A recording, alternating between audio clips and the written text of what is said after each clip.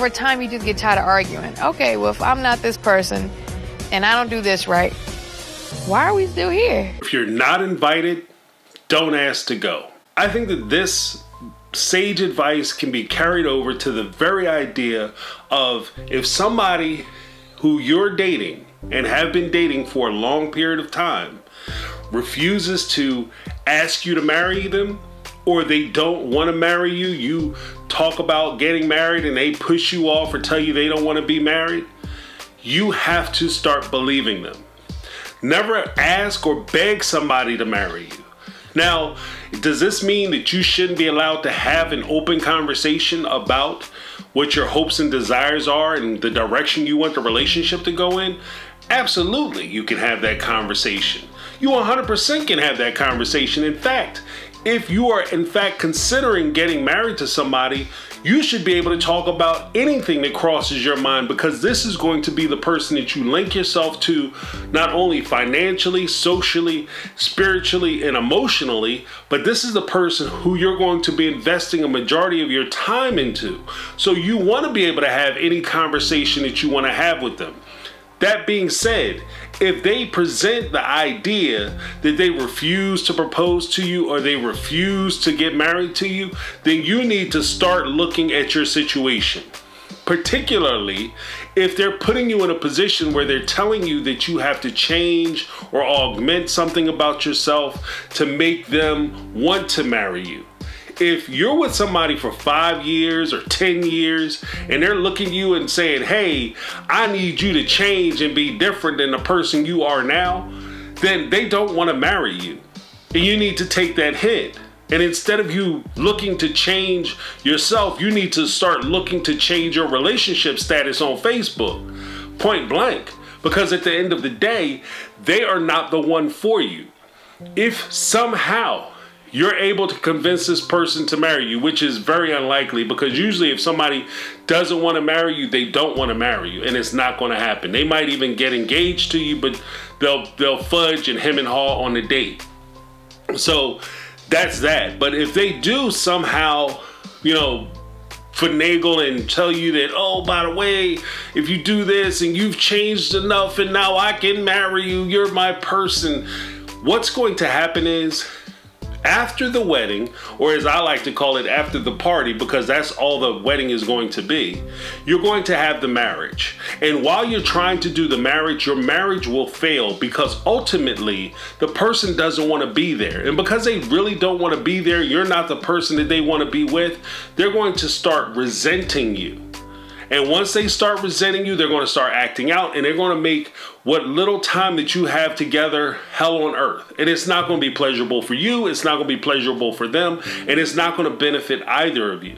So for the most part, don't beg and ask people to marry you. Now, with that being said, there are things that you can do to put you in a better situation or better position to where you can get married. I'm of the school, or at least of the mindset, that you become good at the things that you practice. If you practice going out being the hot boy, or you practice going out being having a hot girl summer and run around and do all a bunch of single person things and try to jump in and out of bed with this one and that one, then at the end of the day, you become good at that. I'm not making a judgment call. I'm just merely saying that that's something that you become proficient at because you have experience doing it. If you want to be in a long-term relationship with somebody, particularly if you want to be married to somebody, you have to start conducting yourself as though you are a married person. Does that mean that you do all the things that a wife would do for somebody that you potentially want to marry? To a degree, yes. Because you're not going to all of a sudden get married, walk down the aisle, and a switch is going to flip and you're going to just start doing wife stuff. Or you're not going to just start doing husband stuff. You have to prepare yourself along the way so that you can fit right into that role. Realistically, there shouldn't be a huge change from the time that you were dating somebody to the time that you're engaged to somebody to the time that you get married to somebody. If you expect there to be a night and day difference from the time that you date somebody to the time you marry them, you're in for a very rude awakening. Because the reality of it is that you're going to be with the person that you dated. You're going to be with the person that you were engaged to. And now you've committed yourself to them financially. So when you try to separate, it's a lot harder for you to leave. And things become a lot more complicated, especially as you start to put property in your name, as you start to expand your family. And because of these reasons, and because just out of sheer self-reliance and looking out for yourself and self-protection, I always recommend that you get to know yourself first. Then you figure out what it is you want. Then, once you figure out what it is you want out of life and what you want out of a partner to help you get the things that you want out of life, then you start trying to pick partners. Once you pick a good candidate to fill that position, then you start to work about building a family and building that more codified union. If you don't have these things in place, it makes your relationships very difficult. Now, I'm basing a lot of my position, or at least the subject matter today, on a show I saw recently with Judge Lynn Toler. I think Judge Lynn Toler is awesome. I would love to sit down and have a conversation with her. I know her husband just passed away, and my heart goes out to her for that. Throughout a lot of the show that I was watching, which was called Commit or Quit, the premise of the show is quite simple. Judge Lynn Toler has the ability to marry the couples on the spot after reviewing their relationship, if she so decides the relationship is salvageable and worth continuing, and they have indeed reached the level where they should be committed to one another. On the other side of that coin, she also retains the right to be able to rip up the marriage license and tell them that they should quit their relationship and end things on the spot. Out of the 10 episodes I saw, I agree with every one of her decisions except for one.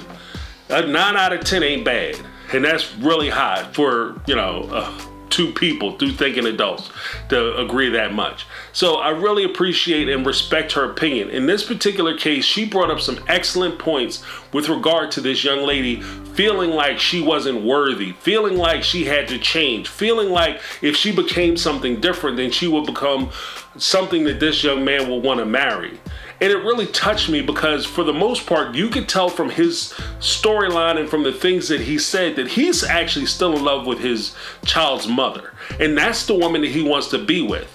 And the way things kind of shook out, the young lady that appears on my thumbnail, she actually is merely a placeholder. Even though that's the person he's laying down with, that's the person he's supposedly building a life with and in a relationship with, the truth of the matter is, if the baby's mother ever comes back to him and says, I thought about it, it's yours, I want to get married, let's do this, he's going to call up his fiance, the young lady on the tab on my thumbnail, and tell her, yeah, baby, I ain't never coming home again. Tell the kids I love them, but I'm going to go be with the woman who I truly belong with. And that's going to be it. Don't ever put yourself in a position where you're just merely holding space or holding time. You're merely keeping somebody entertained while they're waiting for what it is they want. You deserve it. You deserve to be loved for who you are. You deserve to be respected for who you are, and you deserve your contributions to whatever relationship you're in to be valued and sought after. My name is James. This has been my take on reality, and I'm out. 'Cause I've been living